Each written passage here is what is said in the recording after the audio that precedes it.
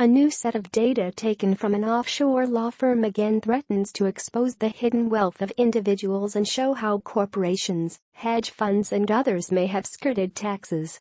A year after the Panama Papers, a massive leak of confidential information from the Bermuda law firm Appleby Group Services Ltd has shone another light on the use of offshore accounts.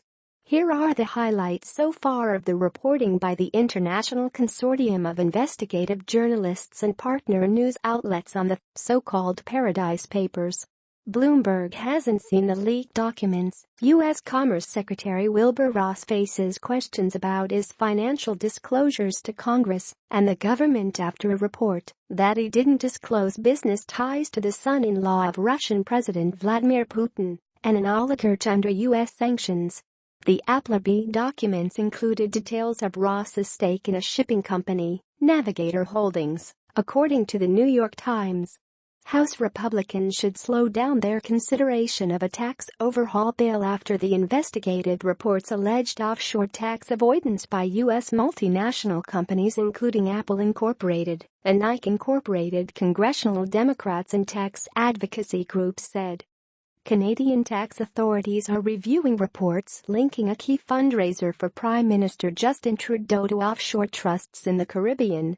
Montreal-based businessman Stephen Bronfman, son of billionaire Charles Bronfman, was among the individuals cited by news organizations including the Canadian Broadcasting Corporation, Radio-Canada and the Toronto Star in Sunday's leak of bank documents.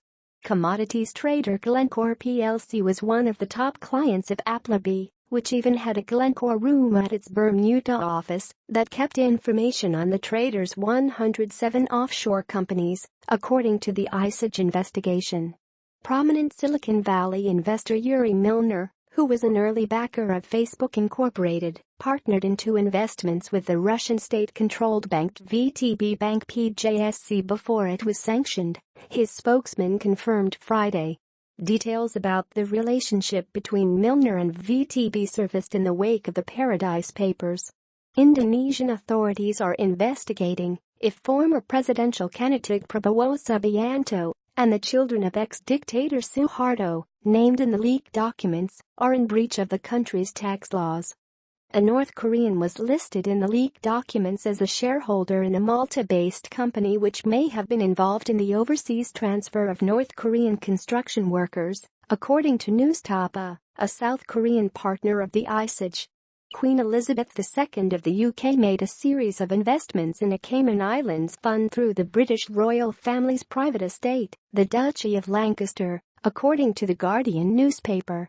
Lord Michael Ashcroft, a major donor to the UK's Conservative Party, had links to a Bermuda-based trust with assets worth as much as $450 million, The Guardian reported.